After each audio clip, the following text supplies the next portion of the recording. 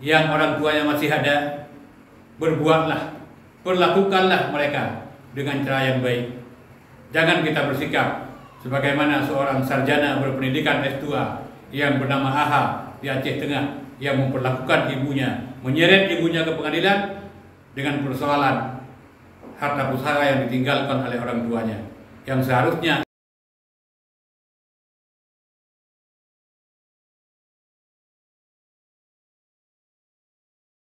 Assalamualaikum warahmatullahi wabarakatuh.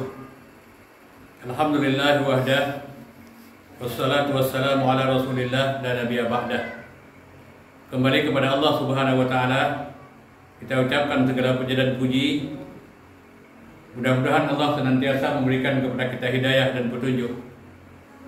Teriring dengan itu kita mohon kepada Allah subhanahu wa ta'ala, kiranya Allah menyampaikan keselamatan kepada Rasulullah sallallahu alaihi wasallam. Saudara-saudara yang hadir dalam pertemuan ini dan juga yang menyaksikan video yang kami sampaikan, pada kesempatan ini kami mengangkat sebuah judul, air susu dibalas dengan air tuba. Ini adalah kisah nyata yang terjadi di Aceh Tengah. Berita yang dimuat oleh Serambi Indonesia tanggal 18 bulan November 2021 yang membuat semua warga Aceh khususnya, dan saya kira juga seluruh warga negara Indonesia tersentak dan pilu, yang terbungkus dengan kesedihan pada saat membaca harian Serambi Indonesia pada hari Kamis hari ini tentang kisah seorang anak yang tega menuntut orang tuanya ke pengadilan negeri di Aceh Tengah. Karena apa? Karena kasus rumah atau kasus sebuah rumah yang ditinggalkan oleh orang tuanya yang sudah meninggal beberapa tahun yang lalu. Dan yang lebih memilukan adalah tatkala orang tua laki-laki masih hidup, orang tuanya berpesan kepada istrinya, kepada ibunya yang ditinggalkan, yang bernama Al-Kausar, yang umurnya juga sudah sepuh, sudah cukup lanjut, umurnya sudah 72 tahun, bahwa rumah yang ditinggalkan, pesan yang terakhir dari orang tuanya adalah rumah ini jangan dijual, rumah ini tempat tinggal kalian. Kalaupun kalian bersusah-susah mencari makan, tapi pada malam hari adalah tempat berteduh. Itulah bentuk dan wujud kasih sayang orang tua kepada istrinya, kepada anak-anaknya. Tetapi apa yang terjadi di balik ini? Rupanya dalam pengakuan seorang ibu yang bernama Al-Kausar, umur 72 tahun, sertifikat rumah itu pernah dipinjam oleh anaknya yang bernama AHA dengan alasan dipinjam untuk pengamanan, untuk keselamatan. Ternyata apa yang terjadi hari ini adalah sertifikat yang dulunya atas nama orang tuanya telah berubah nama. Yang seharusnya itu adalah menjadi sebuah harta pusaka. Jadi betapa pilunya, betapa sedihnya seorang ibu telah membesarkan anak 9 bulan dalam kandungan. Setelah anak itu lahir disusukan lebih kurang 2 tahun. Seolah-olah air susu yang diisap dari ibunya itu tidak tulus, tidak ikhlas. Yang hari ini dia mencoba untuk memuntahkan air susu itu di depan orang banyak, di depan pengadilan, di depan khalayak. Dan ini adalah sebuah peristiwa yang sangat memilukan. Padahal yang seharusnya seorang anak, apalagi yang sudah menamatkan pendidikan S2, telah menjadi seorang pejabat di tingkat kepala bahagian, memberikan perlakuan yang baik kepada orang tuanya, memberikan pengabdian yang cukup, yang memadai kepada orang tuanya, dan memberikan contoh dan keteladanan yang indah kepada orang-orang yang di sekitarnya. Apalagi dia adalah sebagai seorang pejabat publik di Aceh Tengah. Jadi inilah peristiwa yang memilukan, yang hari ini menjadi konsumsi publik di Aceh. Tapi pada saat publik membaca, pada saat publik mendengar, pada saat publik menyaksikan peristiwa ini, tidak ada ucapan lain kecuali kesedihan dan linangan air mata. Rumah pusaka dipaksa untuk menjadi milik pribadi yang meninggalkan 10 adik-adiknya karena mereka semuanya adalah berjumlah 11 orang. Lalu kita lihat bagaimana pandangan agama tentang ini. Al-Quran dan Sunnah Rasul dan hadis-hadis yang sahih mengajarkan dengan sangat konkret, mengajarkan dengan sangat tegas tentang kemuliaan seorang ibu, tentang sikap pengabdian yang harus diberikan oleh seorang anak kepada kedua orang tuanya. Yang pertama, mari kita perhatikan firman Allah Subhanahu wa taala di dalam Al-Qur'an Karim pada surat Bani Israil, surat yang ke-17 pada ayat yang ke-23, Allah berfirman, "Wa qadha rabbuka alla ta'budu illa iyyah." Allah perintahkan, "Wa qadha rabbuka," dan telah ditetapkan oleh Allah Subhanahu wa taala, telah merupakan sebuah kewajiban yang diwajibkan oleh Allah Subhanahu wa taala agar setiap manusia beribadah kepada Allah Subhanahu wa taala dan tidak melakukan sekutu atau kesyirikan, dan juga diperintahkan oleh Allah wabil walidaini ihsana, dan berbuat baiklah kepada kedua orang tuanya. Manakala orang tuanya sudah lanjut usia, manakala orang tuanya sudah pikun, wala taqul lahu ma'uf. Jangan kamu katakan jangan kamu berlaku kasar kepadanya. Jangan kamu berlaku keras kepada kedua orang tuamu. Berbuat baiklah kepada ibu bapakmu. Dan berbicaralah dengannya dengan ucapan qaulan karima, dengan ucapan yang lemah lembut, dengan ucapan yang mulia. Itu pesan yang dipesankan oleh Allah. Itu wahyu yang merupakan kewajiban bagi setiap kaum muslimin. Kemudian dalam Al-Qur'an Karim pada surah Al-Ankabut ayat yang ke-8 juga Allah berfirman, "Wa wasainal insana biwalidayhi husna." Dan kami wajibkan, kami perintahkan kepada setiap anak untuk berbuat baik kepada kedua orang tuanya. Dan hukumnya merupakan satu kewajiban yang telah diperintahkan oleh Allah Subhanahu wa taala.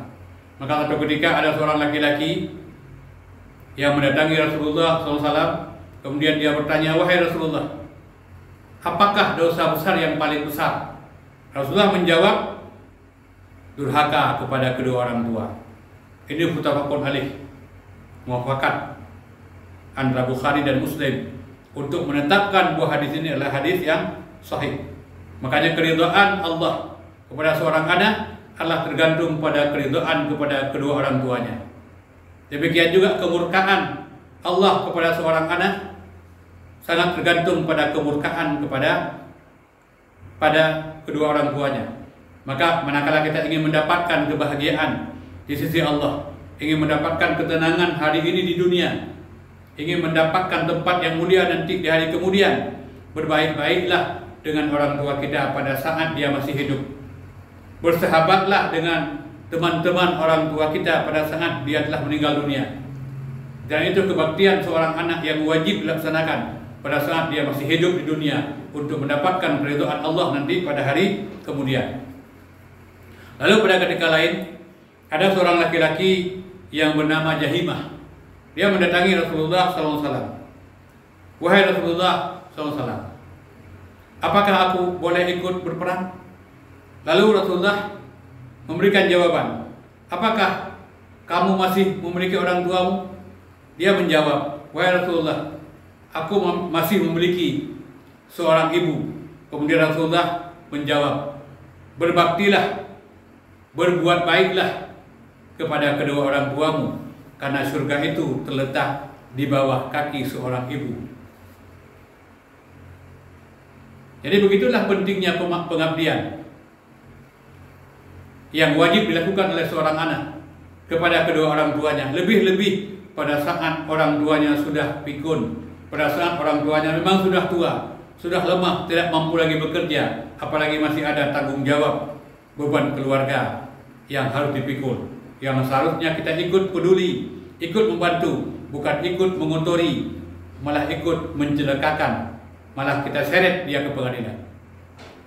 Pada ketika lain ada seorang laki-laki yang juga mendatangi Rasulullah SAW. Lalu dia mendengar pengumuman bahwa Rasulullah telah membuka pendaftaran untuk ikut berperang melawan orang kafir. Laki-laki ini bergegas menghadap Rasulullah SAW. Lalu dia berkata kepada Rasulullah, "Wahai Rasulullah, daftarkan diriku, aku ingin berperang." Kemudian Rasulullah SAW bertanya, "Apakah kamu masih memiliki kedua orang tuamu?" "Benar, wahai Rasulullah, kedua orang tuaku masih ada, tapi dia sudah pikun, dia itu sudah lemah." Maka Rasulullah berpesan, "Berjihadlah bersama orang tuamu." Artinya kita berjihad, berperang untuk melawan orang kafir. Sementara di sisi lain masih memiliki orang tua yang sudah pikun, yang harus ada perhatian, yang harus kita bantu, yang harus kita rawat, yang harus kita jaga, yang harus kita pelihara. Ini adalah pahala sama dengan pahala kita berjihad di jalan Allah Subhanahu wa taala. Maka Rasulullah SAW pada ketika lain juga mengatakan bahwa la yadkhulul jannah aqud. Tidak akan masuk surga seorang anak yang durhaka. Wala mukadzibun bil qadar, dan juga Allah tidak akan memasukkan dia ke dalam surga manakala dia ingkar kepada takdir yang ditakdirkan oleh Allah Subhanahu wa taala.